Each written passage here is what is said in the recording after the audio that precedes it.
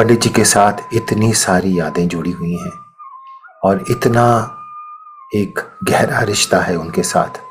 उनको हम पापा जी कहते थे। मेरी पहली मुलाकात उनसे हुई जब मैं म्यूजिक इंडिया में प्रोड्यूसर था। सुंदरकांड और हनुमान जी के दूसरे स्तोत्रम, सत्यनारायण की महापूजा, ये सब एल्बम के अलावा सबसे पहला जो एल्बम था जिसमें मैं इन्वॉल्व था वो था राम रतन धन पायो। ये लता जी का एल्बम था और ये पंडित जी की संपूर्ण देखरेख के नीचे हुआ था। लता जी का ऐसा था कि वो एक भी शब्द पंडित जी के अप्रूवल के बिना नहीं गाती थी। पंडित जी का स्टूडियो में होना अनिवार्य था।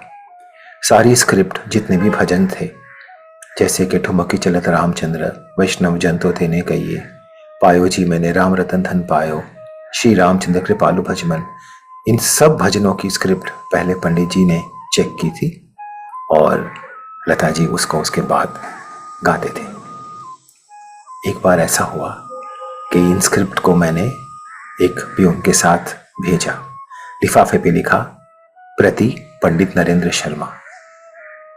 तो जब वो लिफाफा करेक्शन होके वापस आया तो उन्होंने पंडित शब्द जो था वो ऐसे कैंसिल किया हुआ था।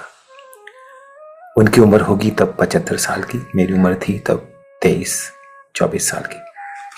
वो ऐसे मिलते थे जैसे कोई दोस्त मिलता है।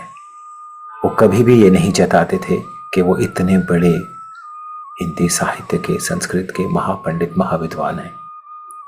मुझे जब संकोच होता था, मेरी हिंदी अच्छी नहीं थी, हमको स्कूल में हिंदी थी वो तीसरी भाषा थी, तो पंडित जी का एक काव्य मुझे याद है हमने पढ़ा था, फिर महान बन मनुष्य फिर महान बन।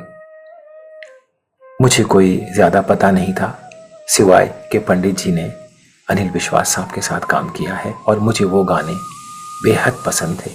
पारुल घोष जी के गाए हुए थे ज्वार भाटा और हमारी बात फिल्म में। उसके बाद 4 आंखें फिल्म में भी पंडित जी के गाने थे और नाच रे मयूरा और बहुत सारे दूसरे गाने अनिल विश्वास साहब ने कंपोज किए थे पंडित जी के साथ। खैर, मुख्य बात पे वापस आता हूँ। तो पंडित जी के साथ जो रोज का मिलना होता था, जब स्टूडियो में रिकॉर्डिंग होती थी सत्यनारायण की महापूजा या सुंदरकांड या हनुमान चालीसा, तो पंडित जी यानी कि पंडित नरेंद्र शर्मा जी और उनके पट्ट शिष्य पंडित विनोद शर्मा जी, ये दोनों में जो संवाद होता था स्टूडियो में, मैं वो ध्यान से सुनता था